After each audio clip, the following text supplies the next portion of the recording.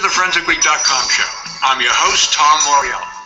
This show invites experts from around the world that discuss, educate, and mentor those viewers who are interested in topics from the crime scene to the crime lab and everywhere in between. The show is broadcast live on Thursday evening, 7 p.m. to 8 p.m. Eastern Standard Time, then archived right here on our YouTube channel. We have listed each episode in convenient categories to make it easier for you to find a topic of interest. So if you're a student trying to learn about what career opportunities are out there for you, an educator looking for additional academic content for your courses, a practitioner who wants to increase your depth of knowledge, or the general public who just wants to know, then begin watching ForensicWeek.com right now. To stay informed about our next show, subscribe to this YouTube channel, or just go to www.forensicweek.com. Thank you for watching. Welcome, viewers, to episode 80 of the ForensicWeek.com show, brought to you by Forensic IQ Incorporated and sponsored by Bevel Gardner and Associates, Inc. I'm your host, Tom Moriello, CEO of Forensic IQ and professor at the University of Maryland, Department of Criminology and Criminal Justice, College Park, Maryland. This week, we are coming to you live from Sacramento, California, where the International Association for Identification is holding their annual Centennial Educational Conference as they celebrate their 100th anniversary as the oldest and largest forensic science and identification association in the world. We are able to do this by the generosity of our friends from Bevel Gardner and Associates, a forensic consulting and education group who have sponsored all three of our live shows this week. Episode 80 today, IAI Centennial Museum, a historical journey. A journey that includes 100 years dedicated to the education of its members. 100 years of getting people who are actively engaged in the profession of forensic identification, investigation, and scientific examination of physical evidence. 100 years of improving the science. 100 years of encouraging research. 100 years of keeping members apprised of the latest techniques and discoveries in forensic identification and crime detection. And finally, ladies and gentlemen, 100 years of employing the collective wisdom of the profession to advance the scientific techniques of forensic identification and crime detection. Yesterday, we had episode 79 dealing with the IAI certification program, in general education and training programs from some of the vendors, the universities, and training programs that were here.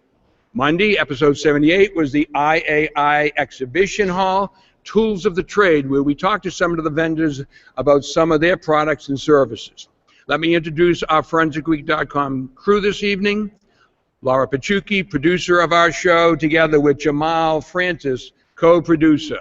These two folks just recently graduated, Laura from George Washington University Forensic Science Program, and Jamal from my university, University of Maryland.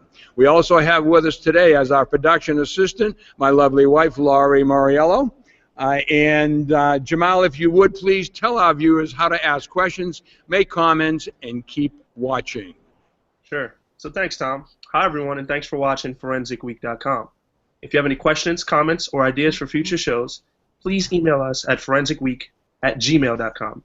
If you are watching the show live and you have a question for our guest, you can use the comment box below and we'll bring it up on air. You can also tweet us at Forensic Week. If you like this episode, please click the subscribe button on YouTube. You can watch all archive shows 24/7 online at forensicweek.com. Back to you, Tom. Thank you, Jamal. Ladies and gentlemen, it's my honor and pleasure to re-invite Steve Johnson, the president of IAI. Those of you who watch Forensic Week on a regular basis may remember episode 66 back November 6, 2014, where Steve was on the show, talked to us about IAI and some of the things that they're doing, and it was because of that show that we're here today. A little bit about Steve. Steve is a retired law enforcement supervisor, extensive background in latent print examination, crime scene investigation, forensic art, as well as experience with crime scene reconstruction, footwear examination, and blood stain pattern analysis. You did all those things in your career? Well, I'm a jack of all trades and probably a master of none. That's where the gray comes from. Currently, he's Senior Vice President for the West Virginia operations for Ideal Innovations. He has worked numerous forensic biometric support contracts for the Department of Defense and has been actively involved in the development of DoD forensics and biometric. And my wife is taking away my things here, and all of a sudden, we got a wind coming over here. Okay. Steve, this has been a busy week for you, I know. It's a busy week for the people attending, but someone like you, the president of this organization, how does it feel to be witness to 100 years of service by the IAI? Well, I'm a small part of that, and it's really kind of humbling, frankly. When I joined the board back in 2007, I had no idea or ambition to really be president of this organization, but circumstances and some encouragement from some of my mentors and some of my peers led me to run for 4th Vice President in 2010. And shortly after that, somebody explained to me, oh, by the way, you're going to be the president. You know what follows? You'll be the president at the Centennial. And then I had to rethink my strategy. That said, we have so many great professional people, both currently affiliated with the association and as well from the past affiliations that have helped us put this huge event together, and huge is an understatement. This is by far the largest conference we've ever had, the most first-time attendees that we've ever had. We had more people on the floor of our opening ceremonies than we've ever had before, and I think you might find we had more presentations than that. Tell us a little bit about the opening ceremonies, because unfortunately, I had to teach my class back in Maryland during that period of time. Tell us about that, and tell the audience about your special guests. Well, we were fortunate enough to get Mr. John Walsh, who's famous for America's Most Wanted and now has a syndicated program called The Hunt. And anybody who knows John Walsh's story, losing his young son Adam Walsh in the early 1980s to a offender that they had a heck of a time trying to identify and track down. John took it upon himself to be a leader in that effort to try and find the bad guy, and he takes it very seriously. We kind of changed our format, bringing John in. We kind of condensed our regular format for the opening ceremonies, but it went extremely well. John came out and just completely blew everybody away with his story and the things he's done in his career since this all started 34 years ago.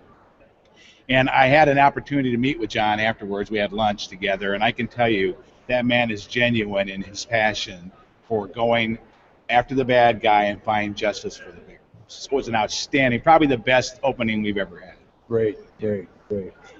Now, I understand there's a little over 7,000 members in the IAI, and I've been told that we have about 1,720 of those members here this week, which means, if my math is correct, about 5,280 members, unfortunately, were unable to be here today. Talk to those folks. Well, folks, this is just one of many kind of events that we provide every year. If you can't make it to this conference or haven't made it to conferences in the past, you've got to try to get to an educational conference. The presentations, the workshops, the hands-on practical exercises that people get a chance to engage in are second to none.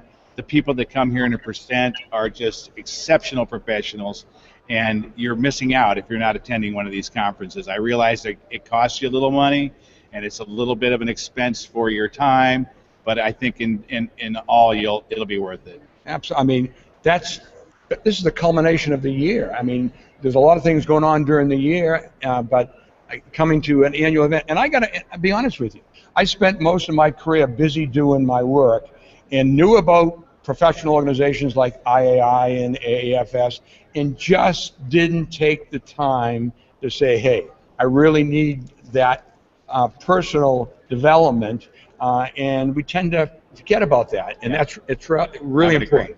Where is the conference next year? Next year we'll be in Cincinnati. I encourage all of our members and even people that aren't members but just interested in perhaps attending. You don't have to be a member to attend our conference, but it's going to be in Cincinnati. Our website is www.theiai.org, and it'll list conferences as one of the links on the website. And feel free to go there. It'll have the dates, and as we get closer to that time, you'll start seeing some of the program.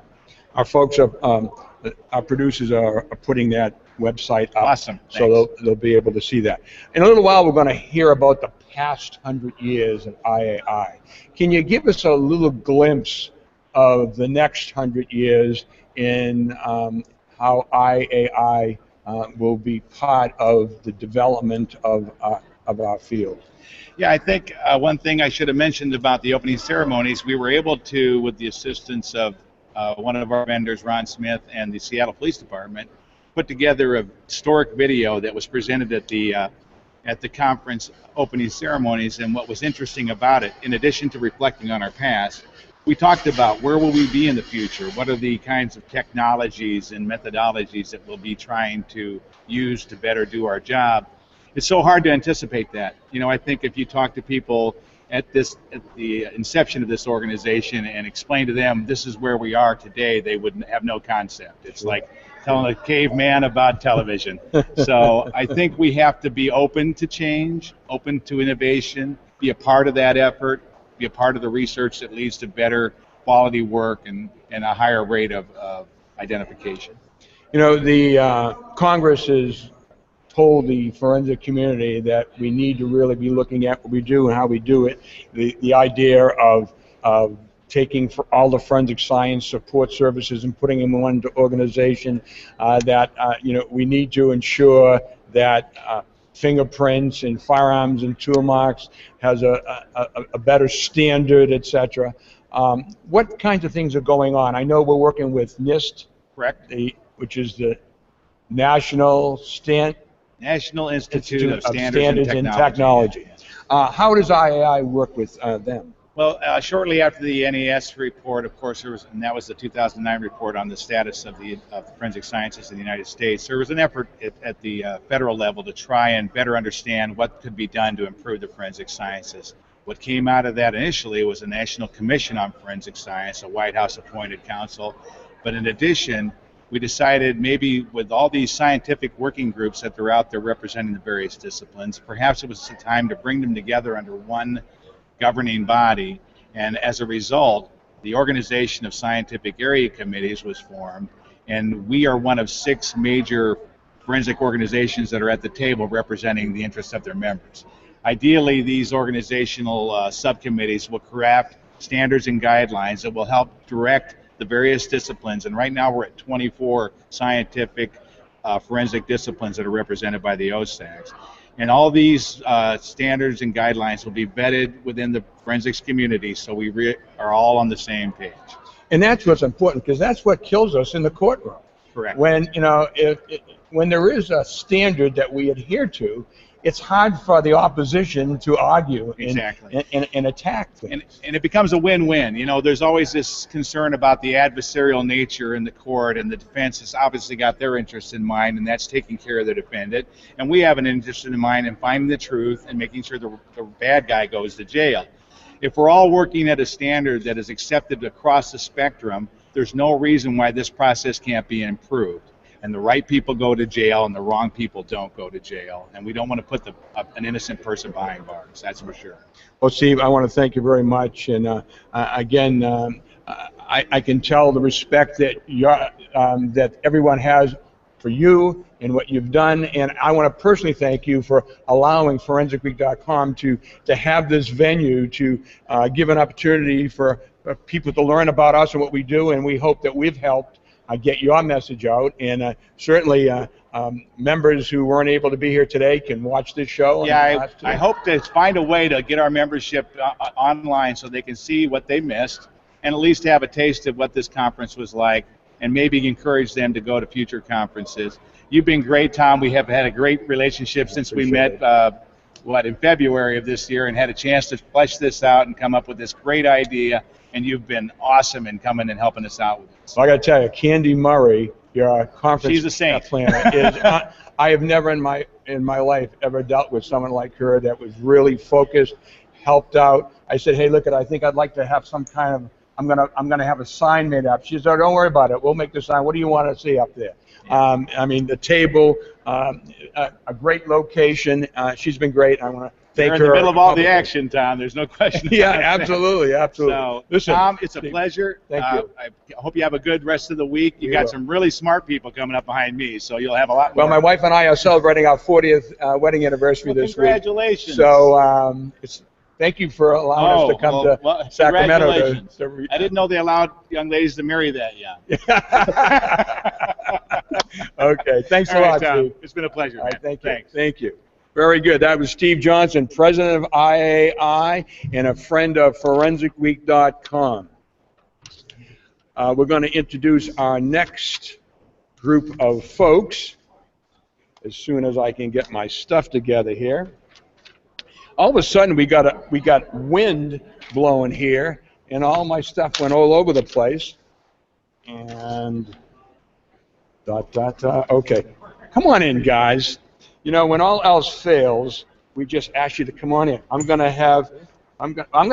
ask Darrell to be in the middle, and Joe, I'm gonna ask you to get right over there. Come on in here, Darrell.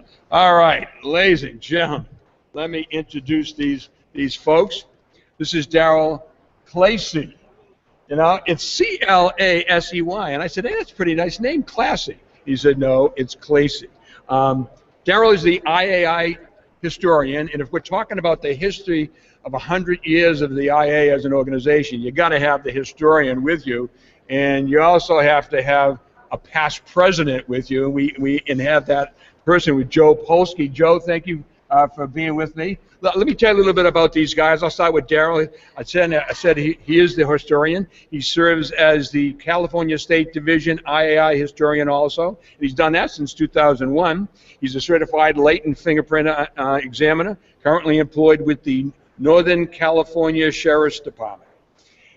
Joe is 31 years with the St. Paul Police Department. Is that correct? 31 years. Supervisor of the Records and Identification Unit, commander of the Sex Crimes Unit, Communication Center, the SWAT team, and personnel director.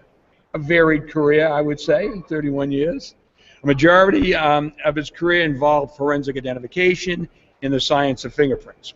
One of his positions near the end of his career, I guess, was laboratory director for St. Paul's Police Department Crime Lab. Very good. Gentlemen, it's great having you. It's good to great. be here. I'll tell you, this is our last show here, and what a great way to end off our show. Darrell, why don't you tell us a little bit about your career and how did you become the historian, and tell us a little bit about the development. In a moment, we'll put the slides up, and I would ask the producer to get ready with the slides, and we'll kind of go through and show our viewers what the museum looks like. Okay. Well, my career started in 1977 in the police department in Palm Springs, California. After 2.5 years, I found out that I like things warm, but I'm not a desert dweller. So I moved up the coast to San Luis Obispo, spent some time there, went to work for Uncle Sam with the Bureau of ATF Crime Lab, and then in 2009, went to Solano County Sheriff's, which is just down the road here from Sacramento, and I'm very happy there. The sheriff will be glad to hear that. And I'll probably go another 4 or 5 years and then retire. Very good. As far as Retirement is wonderful, by the way. Every day is Saturday. Every day is Saturday when you're retired. Honest to God. My motto was going to be goodbye tension, hello pension. Joe, why don't you tell us a little bit about your career? Well, as Tom said, I worked with St. Paul Police for all those years. A little bit louder because we get a lot of background noise. I worked for the St. Paul Police for all those years in those positions, and retired at the end of 1997 and took the job as the first chief operations officer for the IAI. The organization was growing, and prior to that, the volunteer leadership, that would be the president, the vice presidents, and so forth, that are elected every year, managed the association, but almost all of those were working full-time doing something. And so it got to be a little unwieldy, so they created the position of chief operations officer, and I retired from St. Paul and took that job. Moved the office to Mendota Heights, Minnesota, and we have, as paid staff people, we have our editor of our publication, Journal of Forensic Identification. We have a newsletter, Identification News. We have the conference planner. We have the education program planner.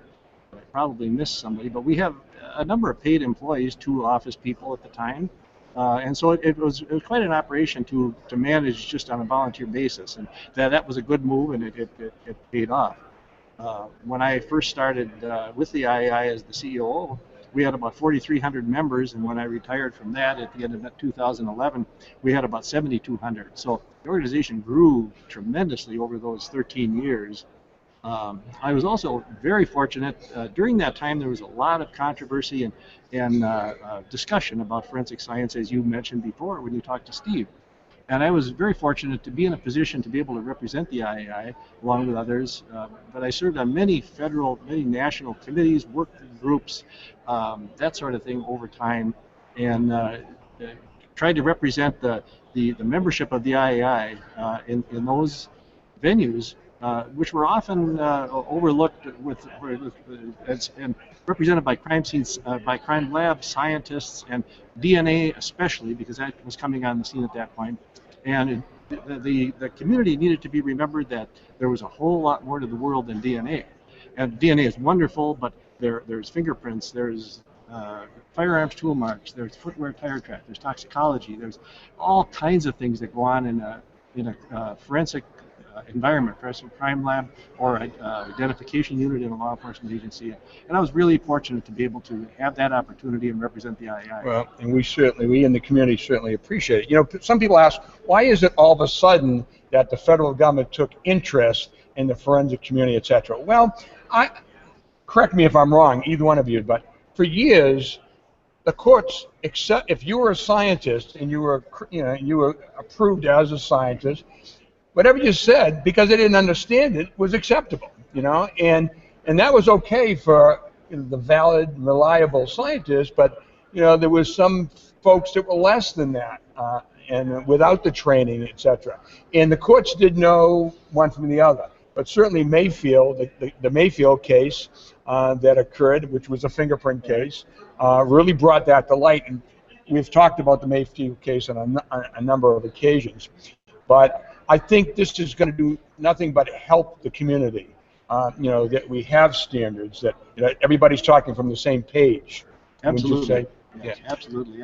And the impetus for that, as Steve mentioned, was the National Academy of Sciences study that went on for about 2.5, 3 years and issued some recommendations. Most of it, quite a number of them, quite critical of the way forensic science was practiced, the lack of scientific underpinnings to many of the forensic sciences. And in today's world, I think that's good because it drives us to get better.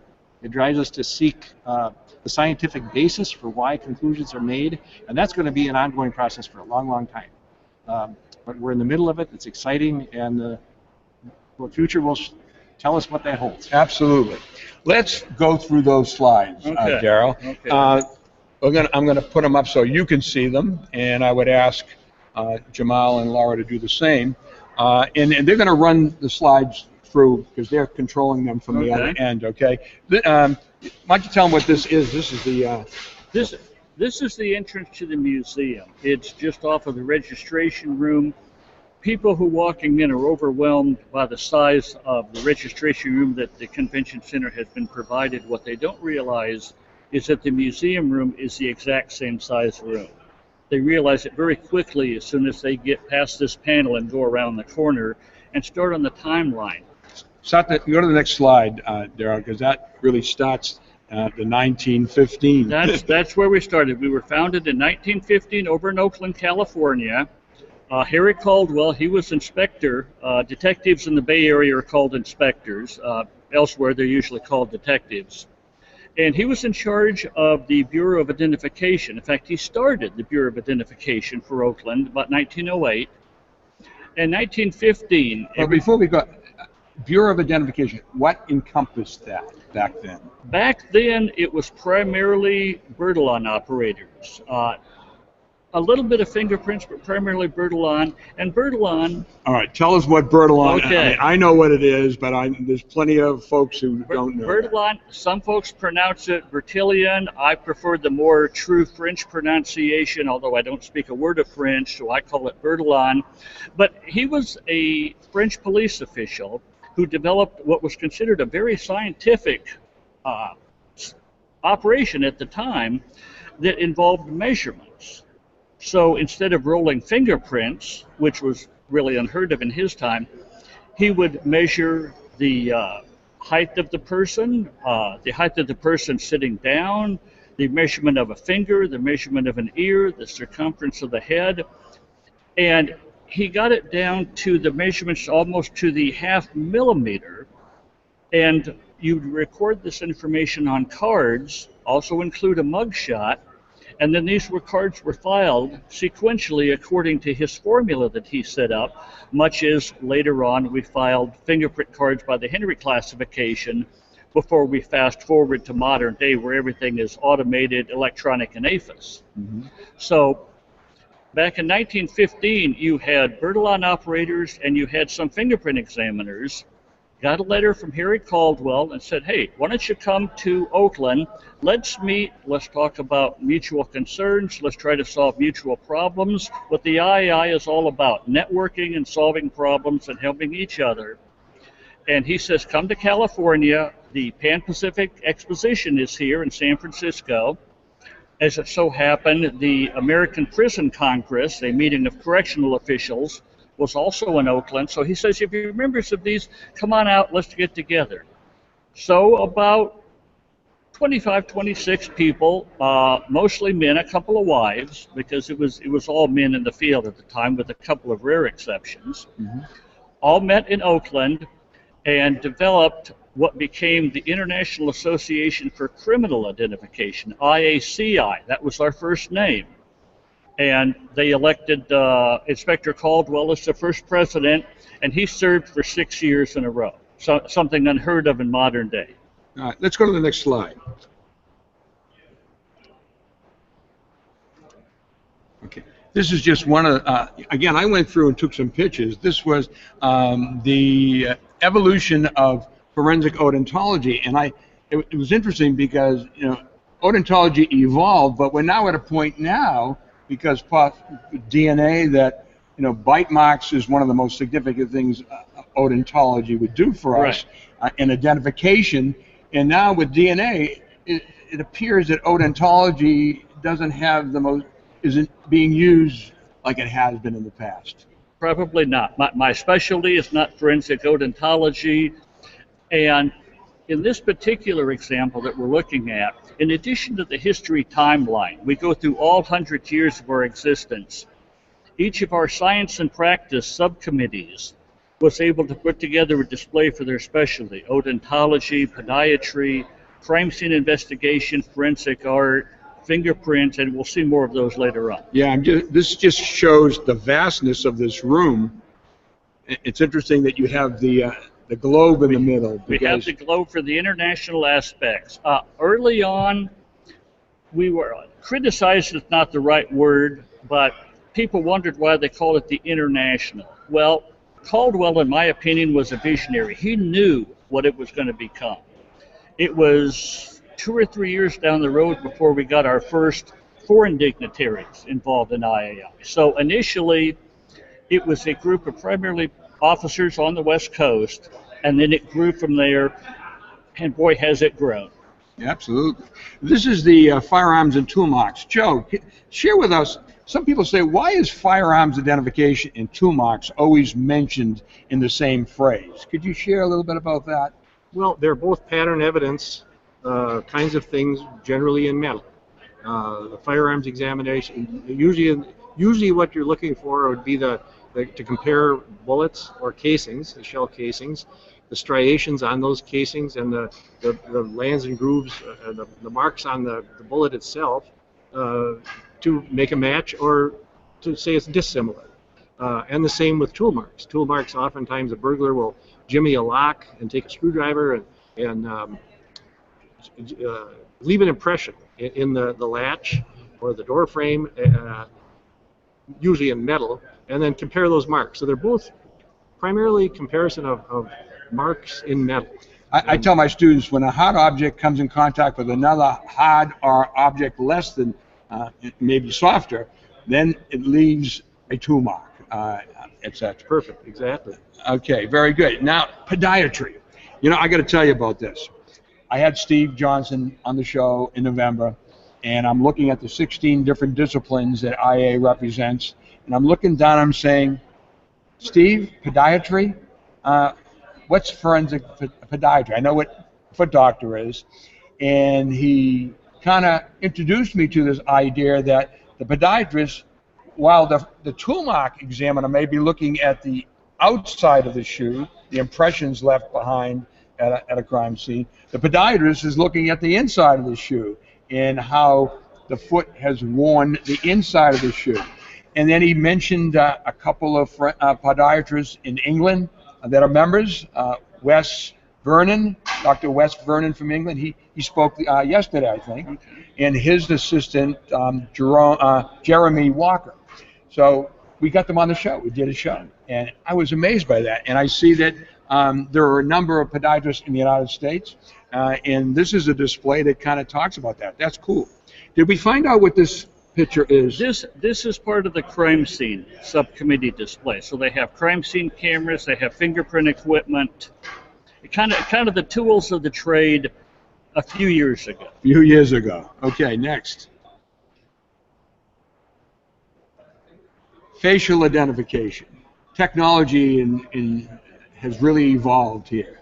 It has. Facial identification kind of went from the sketch artist. You had those for a long time, and you had the Identikit, which was a series of clear acetate with mustaches, beards, the Identikit, eyes. The salesman for Identikit. Do you remember his name? It was out of New Jersey. Frank Moriello. Yep. Do you remember that name? I remember Frank. There's not a whole lot of Moriellos out there. No, But, yeah, and he sold it to Smith & Wesson, I think. You're right. Smith & Wesson. Yeah. Okay, go ahead. I'm sorry. But no, the Identikit, I remember it well because I used to use it in San Luis Obispo. I was the identification officer there, and they realized that on a good day I could draw a straight line, but I was not a sketch artist for composite pictures. So they bought an Identikit for me, and then I used that. But it has evolved so far past what I could ever do. Karen Taylor and other members of her committee did a fantastic job on this. There are those of you who get to go to the museum. Oh, you can see it now. There are clay skulls showing a progression from skull to finished product, and you really don't hear enough about them. It's a good group of people, and they do a fantastic job. And it's a small group of people. It is a very small group of people. I was surprised, and I think that's why, unfortunately, they're almost overlooked sometimes. They should be recognized more for their contribution, because if you look at the poster on the right, you've got drawings of D.B. Cooper, the famous airline hijacker, and a lot of other, we'll call them celebrity criminals, and the forensic artists were responsible for all of those. Absolutely. And they all, it's funny, they all know each other. Yeah, Every time I see a forensic artist, I'll say, do you know Sandy Enslow in L.A. County Sheriff's? Oh, of course I do. And do you know this person? They all know each other. It's a very tight group. And obviously that's good because they share and create standards. And again, we've been talking about the importance of standards. Exactly. Okay, this is cool. This is a beautiful collection. The photography subcommittee outdid themselves with cameras from the turn of the last century, going back up to the modern day SLR digital cameras. Some of those I actually used, some of them when we were pulling them out of the boxes to help them set up. Oh yeah, I use this, or I use this one. Whoa, this one's older than me. Okay, be careful putting it on the shelf. Very good, and obviously digital technology is finally taken over. Okay, we already talked about the Bertillon system, but share what where you got this display. This particular display was donated by a California State Division past president who unfortunately passed away a couple of months ago. And this was a set of Bertillon tools that was hanging up in his office for many, many years. And he wanted his family to donate those to the IAI. Ben Seibel was his name. He was California's oldest living past president. He was like a 60-year member, and was one of 4, I believe, that had a 3-digit California membership number. Three-digit member. He was part of what I called the three-digit club. There was only like 4 of them. Very good. I have a name for everything.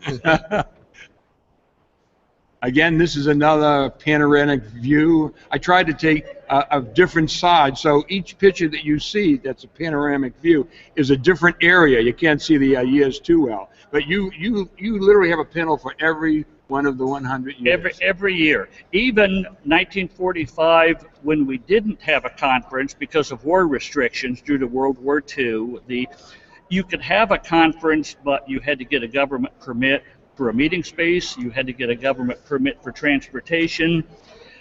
And with a lot of our members called away to serve their country, they decided in 1945, we're not going to have a conference. So, but it is still represented. We still had a president. We still conducted business. But every other year, we had a conference, and every year is represented from 1915 to our illustrious Mr. Johnson in 2015. Very good.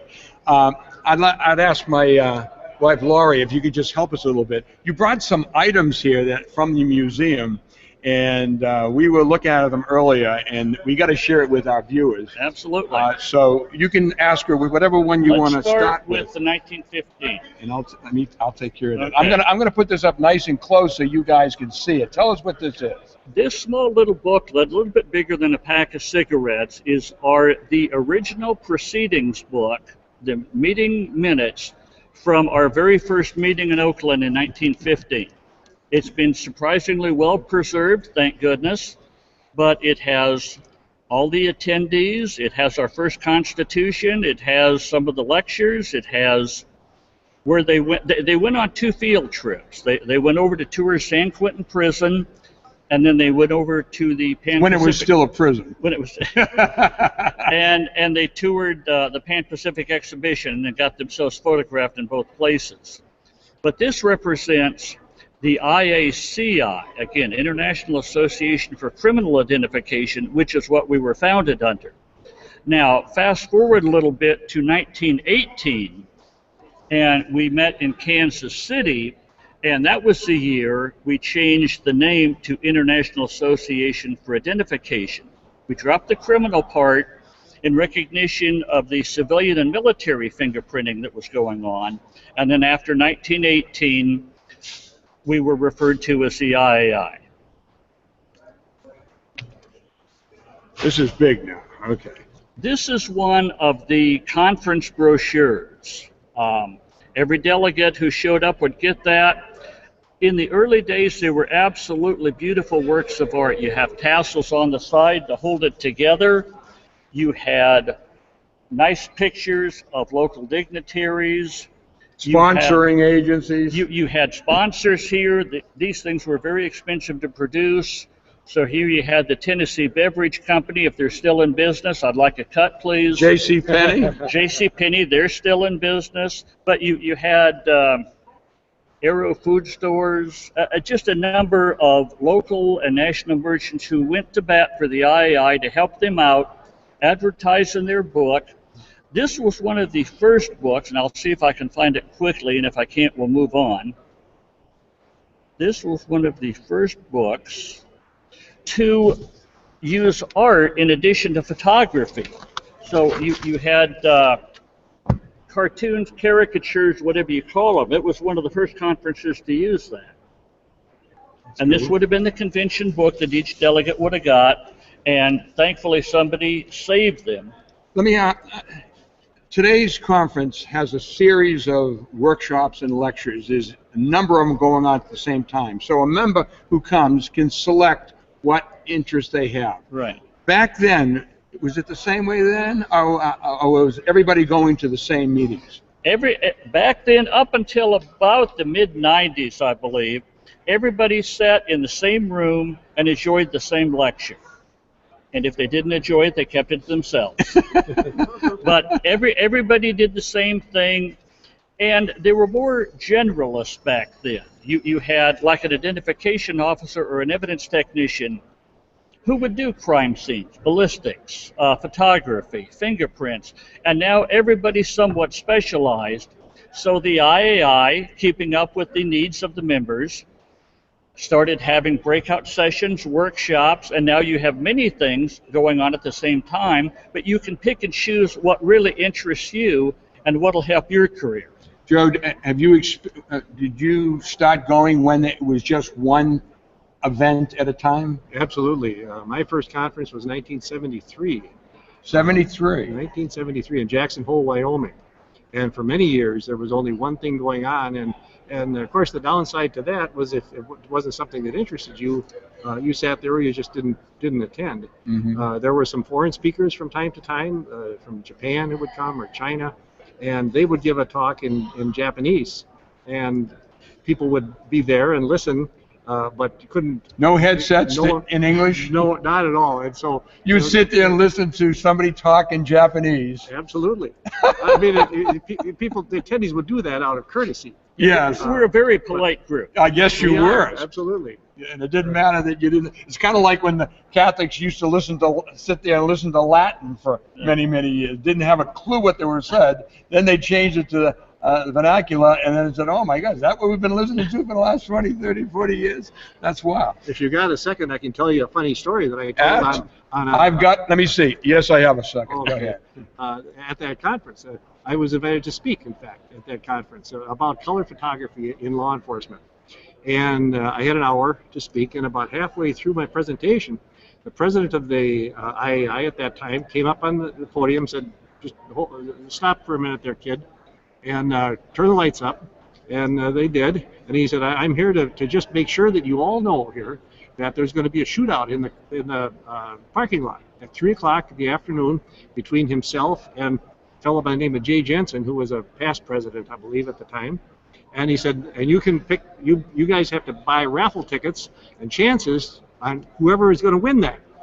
And he went on with that announcement, and I stood there with my slides all on the screen.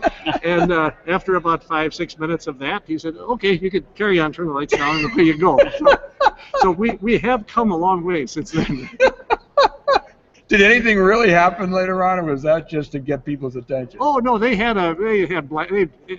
Jackson Hole is a western town in Wyoming, and they had a shootout with blanks or blanks. Okay, I just want to verify that. Well, okay, yeah, I don't think anybody died.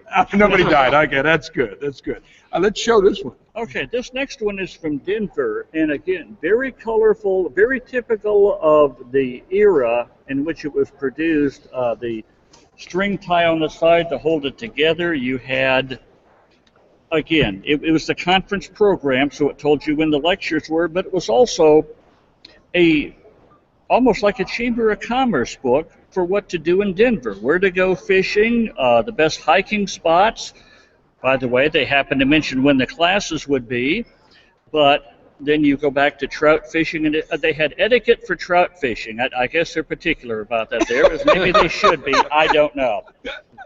They have a beautiful picture of the state capitol building through the clouds, and they were just nicely done then, but they were very expensive to produce. So you had... let's just show them some of the uniforms. People have seen this, but they were real. People really wore uniforms like that. That's cool. That's cool. And those of you on Denver Police Department listing may recognize some of these uniforms. But you had photographs of dignitaries. Here's something from the mayor's office. Very nicely done, but very expensive. Let's talk, is the next item a journal? The next item is about the size of the modern day JFI, but it was... don't use acronyms on my show. Okay. Journal of Forensic Identification, Alan McRoberts, editor. I want to make sure I get that plug in because Alan's a good friend of mine. Okay. Since you had one thing going on at a time, it was easier for a court stenographer to sit and record word for word all the lectures. And at the end of the conference, they would publish these books and provide them to the members so that those who couldn't attend could read what happened at the business meeting, what happened at the lectures. They had a membership directory. They had pictures of officers of the association. It was one of the best things the IAI ever did, and a cost factor was primarily what killed it. You know, we can't afford to do everything that we would like to do. And that's unfortunate, but that's the way it is. So are you saying that we don't provide the minutes anymore? That we don't have proceedings of the association anymore. There's too much now going on, and the book would probably be 5 times this size, and I think it would just be too expensive to produce. Many of the speakers will give handouts for their presentation. So if you're at a presentation, it's not uncommon to get a handout or even a digital copy of their information. If they have a PowerPoint presentation, and you could download that from their website or on a thumb drive that they would provide or something like that. So there is a method for takeaway, but not. We have hundreds of lectures and hundreds of workshops, and it would be just impossible to put that all in a book. Very good. With any reasonable cost. Very good. I want everybody to get a real good view of what we have here with all these ribbons. That means he's really important.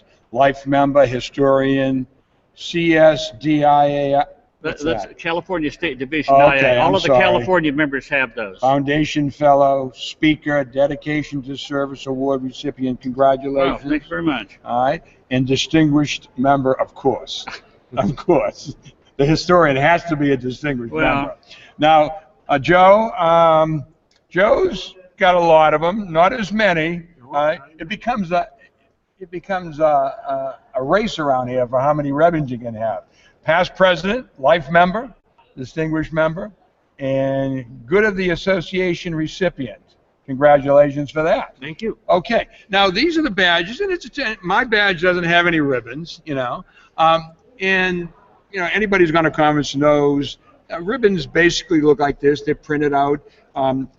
Vendors usually provide a holder so they can put their name, like affix. Just show us some of the old badges from the beginning years. I can't believe how intricate they were. It was a different era, different costs. I'm gonna hold it. Okay. With This the one is from 1924, and this is what the convention delegates would wear. Your name would be at the top, like it is, and then you would wear that throughout the entire 4 or 5 days. This is a metal medallion. Yeah, yes, it really is. This one is from 1934, and again, the same kind of format, name at the top and a little metal medallion at the bottom. I'm going to get some light into it. There we go. Very good. Then it went backwards a little bit. Well, as over the years, Depression years, war years, things like that, this is 1949. 1949. And it's a little clip-on pin. Little plastic. I mean, the information was there. Exactly, yeah. If somebody wore that, you knew they belonged and they were a delegate. They let them through the gate. 1952. This is one of my favorites. We had our conference in Havana, Cuba, before Castro took over and they decided nobody's going to Cuba anymore. We actually had a conference in Cuba. This particular badge was the property of the president at the time, Paul McCann. He presided over the Cuban conference. The program, which I didn't bring, but it was partly Spanish, partly English. And one of my favorite artifacts from this particular conference, which again I didn't bring, was an IAI branded cigar band. Cigar band? Cigar band. That's cool. That's cool. I don't smoke, and I've never had a Cuban cigar, but I do now have care of a Cuban cigar band. How about this one here? All right, this one is from, I didn't look before we handed it up, 1961. Mm-hmm. And again, it has the medal at the top. Now, where was this from? Because it's got a wagon, like a wagon train. This was from Denver, Colorado. Denver, Colorado. And the name would go at the top, and this one doesn't, and then you had the little covered wagon, and then the delegates would wear this all week, and some of them saved them, some of them donated to the historical collection, thank goodness. Okay, from the 60s we go to the 70s, and this is 1972. 72, yeah, we're back to the chief badge again. Very good. Maybe 72 is a rough year, I don't know. I didn't mention this to Laura and Jamal, but there is a UFL about a guide for forensic science laboratories, educational institutions, and students. Do you see that, guys? It's under Joe Polski's question section, because I want Joe to talk a little bit about that. We were talking about the importance to get our message out to young students who are considering going into our business in any degree, etc. They don't have any place to go. Well, they do now. They have forensicweek.com. They certainly have IAI, but they need to know about IAI. They can go to your website, but I was not aware of this study, and I see that we've got it up there. Thank you, everyone. Tell us a little about that study, Joe, and what it says, and how students might be able to get it. Sure thing, Tom. Several years ago, and I believe the problem still continues to this day, there's a great amount of interest with young people in forensic science, in CSI, in crime, working in crime laboratories. DNA has driven a lot of that. It began actually with, it seemed like it took off after the O.J. Simpson trial. There was so much. Everything took off after the O.J. Simpson, in reference to forensic science. Yeah. And it surely did. Yeah. And then the TV shows and so on, and so a lot of people became interested in that, and still are interested, but don't know quite how to go about getting what education do I need, what kind of background do I need, what kind of courses and so forth. So the National Institute of Justice, realizing that this was a problem, put together a working group, and I was fortunate enough to be on that working group that prepared this document that you see on your screen. It goes through basic kind of an outline, starting with personal qualifications to some extent, information about undergraduate coursework and even graduate coursework in forensic science if you want to do certain things. One of the things I'll mention before I get into the curriculum part of it is that right off the bat, I just have to say that individuals that have a criminal record, felony conviction or gross misdemeanor conviction, you're probably not going to get too far in this field. And I don't say that as a downer, but I say it because sometimes people don't have the understanding that you can work in law enforcement with that kind of background. But that's not very many, but it has happened. So with that said, in that publication are identified 4 tracks, and it kind of would maybe develop a feeling for what would you like to do. Would you like to do serology and biology? Or would you like to do chemistry, where you do drug analysis?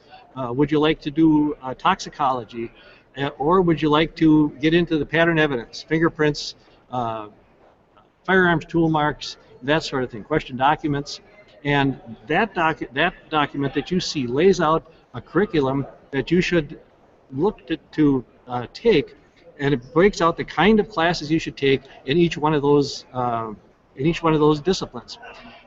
There is some overlap, but there are some very differences depending on where you see yourself being.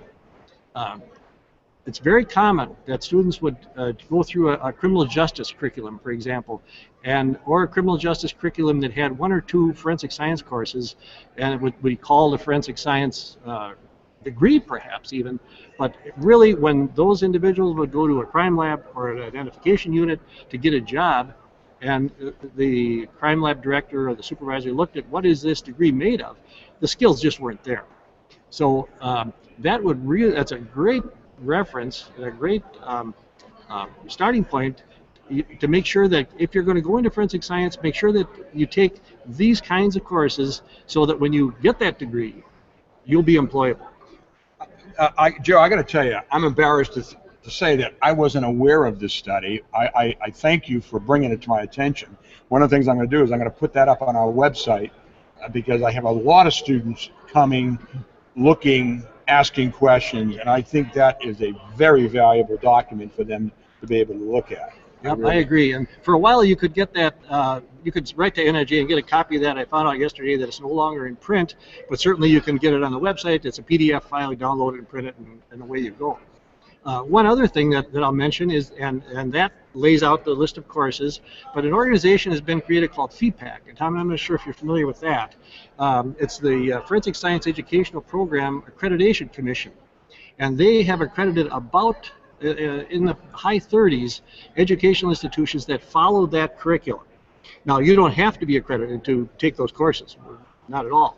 But if you go to the FEPAC website, you'll see the schools there that have been accredited, and there you're assured that if you take that forensic science major, you're going to get those courses. CPAC is associated with the American Academy of Forensic Sciences, is it not? Well, they started it, Okay. but to my but I believe it's a separate corporation now. They spun that off. I might be wrong, but Okay. it did get its beginnings there. Very good. Well, you mentioned something at the beginning about the importance of ensuring that your personal behavior stays in line with the consistency of what it takes to get into this business. And I got to tell you, I've been teaching criminal justice for 38 years, and I've had some really good students that get ready to graduate, and they start applying for jobs, and they start filling out their background investigation security forms and get ready to, I'm a polygrapher by training, take the polygraph, and all of a sudden they're saying, well, whether it be some drug used or something, I'm saying, what were you thinking? You're a criminal justice major. You had interest in what didn't you understand? Yeah. So when I go to talk to high schools, because we have a lot of forensic programs in high schools now, that's one of the things I always bring up. Say, that your personal behavior needs to be impeccable. You're thinking about a service that you have to be beyond reproach for all the most appropriate reasons. So thank you for bringing that. That really is important.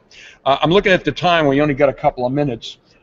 Darrell, I would ask you, as historian, are there any things that you're looking for from the community, from your members, of a historical nature that you wish you had? Some like collections that you're missing parts that maybe some people out there might have.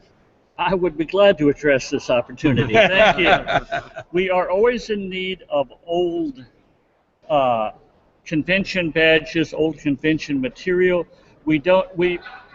I believe we have a complete set of the proceedings, but we don't have a complete set of the convention badges. Many of them have been lost. Unfortunately, people pass away and their families say, well, what are we going to do with this? Well, now you put it on eBay. In the old days, you gave it to the garbage man. Yeah. But I have to give a shout out to my daughter, who is also my research assistant. And she has been invaluable in helping with the inventory, helping proofread technical articles that I produce, and really a valuable asset. But she and I are looking for anything from past conferences, say 1950 and before.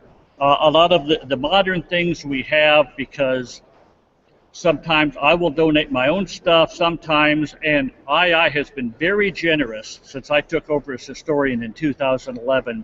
I get extra certificates, extra name badges, just about anything I ask for. The IAI staff, Candy Murray and her group, they have been more than gracious to provide that because they know the importance of preserving our history, and if they don't know it, I remind them. Very good. I don't know if you're aware of the National Law Enforcement Museum that is being developed in Washington. Right. I had them on as guests a while ago. Their warehouse is in a part of Maryland. I got an opportunity to walk in their warehouse. You know the Washington sniper case? They have all the physical evidence, including the car there, that's going to be ultimately on display. I've been helping them with polygraphs. I had a number of very old polygraphs. But I'm sure there's some things that you might have, and what they're looking for is items that can be on in there on a rotating basis, because this is going to be the first national law enforcement museum there in Washington. It was supposed to open up this year, but I think they've pushed it now another year. You know how that is. Oh yeah, federal budgets being what they are. Well, time is up here. Listen, Darrell, I want to thank you very much. Hey, thank you very much for the opportunity. For talking with us. Joe, I appreciate you being here, and especially providing us the information you gave us. Again, this show will be up on our website for all to see as the years go by. So I hope to be back again, and we can chat on some other subjects in the future. Thank you for having us. Thank you. Thank you very much. You. That was the historian for IAI, and Joe Polski. Thank you. Well, ladies and gentlemen, it's been a great 3 days here. This is the last of our shows. I want to thank the president of IAI, Steve Johnson, and Darrell, Klasey, and Joe Polski, who just left. I also want to thank, and I've mentioned it already, but Candy Murray, the IAI conference planner, for helping us set up and do what we needed to do here. Ladies and gentlemen, ForensicWeek.com is being brought to you through the cooperation with the Hangout10.com live TV show network. We recommend that you go to the Hangout10.com website and see the schedule of other shows available for you to learn and be entertained. I want to thank my producers, Laura Pachuki. You know, all of a sudden you lose names. I didn't forget you, Laura. And Jamal, what's your last name, Jamal? Francis, back in Maryland, who have produced the show. These two young folks do a great job for me, and I couldn't do the show without it. And then my wife, Laurie, who's been with me all week long and helping our guests be prepared, etc. I thank her. And ladies and gentlemen, I want to thank our sponsor, Bevel Gardner and Associates Incorporated, who sponsored us to be here this week. Could not have done it without them. I want to thank all of you for watching the show. And please, this is the 80th episode. There are 79 other shows up on our website for you to look at, where we interview, we talk to forensic scientists, homicide investigators, medical examiners, you name it. We're slowly but surely getting to speak with every single discipline in the criminal justice and forensic science arena. So I want to thank you for watching the show, and we will see you next time on ForensicWeek.com. Thank you.